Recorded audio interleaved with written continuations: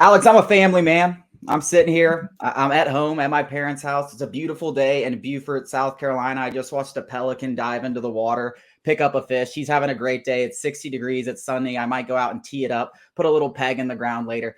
That I imagine is the exact opposite at Flowery Branch. They're under a storm cloud of controversy. And Arthur Smith, is he going to get fired? Desmond Ridder, he's not going to be the quarterback. We at least know that he's not going to be the quarterback. But who's going to be the starter? It's just question. It's got to feel like a war zone over there. But there's a guy over there just dodging bullets, just completely. Like he's like sitting on the sidelines of this war between the media and Arthur Smith and everything.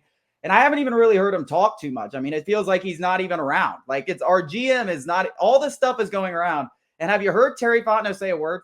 It's like he doesn't even want to be involved in this because he doesn't even want people to think about him. He's like, all this stuff's going. I'm getting looked over. I don't even want to have a comment. He is on the sideline. He is Oppum and Saving Private Ryan right now.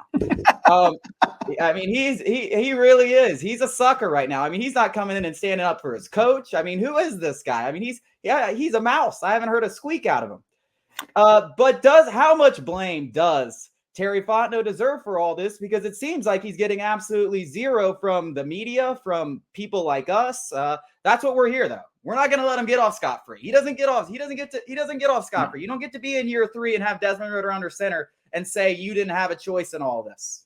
Yeah, I did something on this. Go check it out on the site, sportstalkatl.com. Where's Terry Fontenot's culpability in all of this? Because he's not getting off scot-free. Now, I see a lot of people on Falcons Twitter, blaming Arthur Smith, blaming Desmond Ridder, blaming Arthur Blank, and all of that. There is a general manager who is, the head guy in personnel decision-making. Now, obviously, we don't know what goes on behind the scenes. We don't know their process for selecting, identifying, and then selecting a player. We have no idea. I imagine from the hiring process that it's a collaborative effort. Some voices are probably, heavier than others. Fontenot and Arthur Smith are probably the two heaviest voices. And then you got Kyle Smith, who's a VP.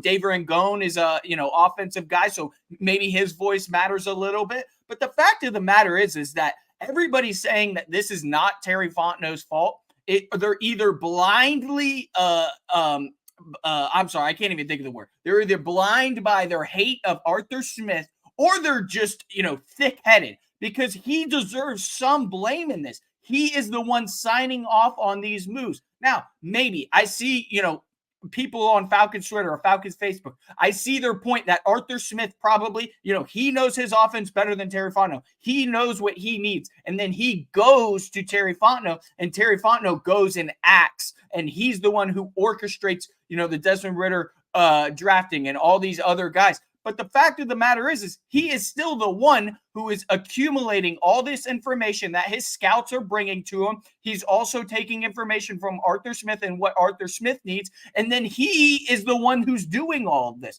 So listen, I'm not saying he is, the one to blame or even deserves most of the blame. I'm on record multiple times. I'm not defending Arthur Smith because I do think he does some idiotic things, and he's not even close to the best head coach in the league. But I am on record saying that most of the offensive struggles and team struggles in general are on Desmond Ridder. If we had a top 10 quarterback, we would be having a much different conversation right now. Hell, we don't even need a top 10 quarterback. We have Baker Mayfield. We're having a much different conversation. So with that being said, if Desmond Ridder is the issue, the main issue, how I see it, Terry Fontenot has to be held accountable in some aspect. Our friend, Myles Garrett, over at Fox 5, he sat down with Terry Fontenot after that draft process, and he didn't even bring up Desmond Ridder. He just asked Fontenot, he said, what stuck out to you most through the process, through the draft process?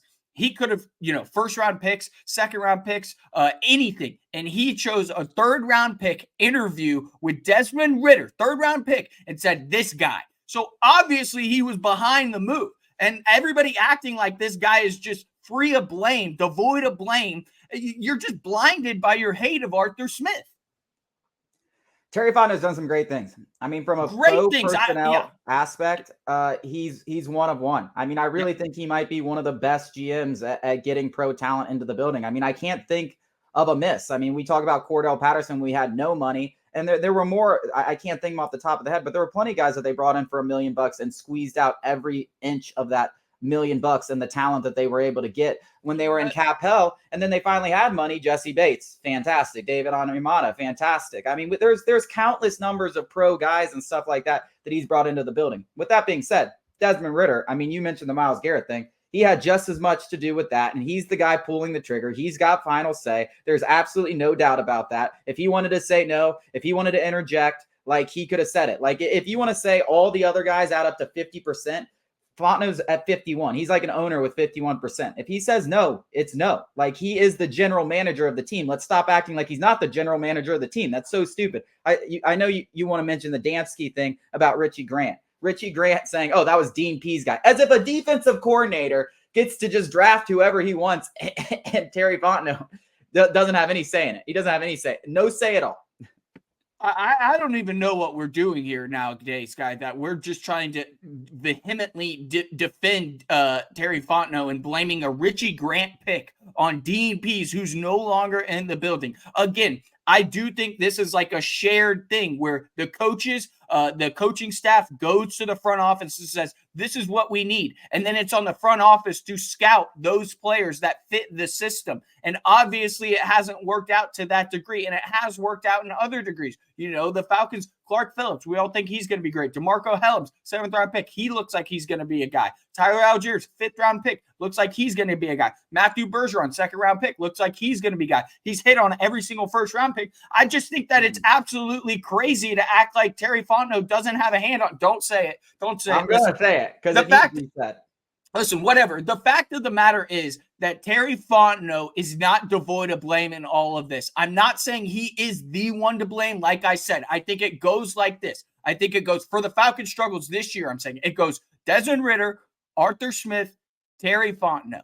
And listen, and you guys could say Arthur Blank makes the decision, maybe put him at the top again. You're silly. We're talking on-field tangible products. Who is at fault? Desmond Ridder, Arthur Smith, Terry Fontenot. All three are culpable. Yeah. Most of the blame's Ridder, though. That's it. He's made some decent picks in the last few drafts. There's still, remains to be seen just how good those drafts are. He picked Jalen Mayfield, guys. Yeah. That first draft was just putrid. And I'm even going to go ahead and say it. Like, the Kyle Pitts pick, it was a bad pick. Like, I don't care what anyone says. When you look at and it's not even that I don't believe in Kyle Pitts. And I think he has been playing through injury. And I do think he still has a chance to have a good career. But let's call a spade a spade. He did draft a tight end. They haven't utilized him as good as thought. And that also, a lot of Arthur that blame Smith belongs on Arthur Smith. But let's just call a spade and talk about who was drafted after him. Jamar Chase, Micah Parsons, Patrick Surtain. Like, those guys are all pros, guys. Those are some of the best players. Penei Sewell. Like, we're talking about some of the best players at their particular positions. Yeah. And you're the guy who picked Kyle Pitts. And, like, I think Kyle Pitts is a wonderful talent. Hopefully he figures things out when we get a better quarterback in the room. But he did pick Kyle Pitts over those guys, and we'll see how Bijan Robinson turns out. I'm not going to totally dog him for that yet. We're still way too early in both Carter and Robinson's career. But there's countless numbers of examples where he made bad decisions. And I'm not saying he deserves to be fired by any means, but it just seems like I said at the beginning, he's standing on the sideline. I mean, that actually came to me as I was just giving my monologue to start this, is where is the guy? Because I haven't heard a word from him. Like, you'd think the GM should be sitting here saying something. I mean, the owners come out and talked about it. We've all talked about it.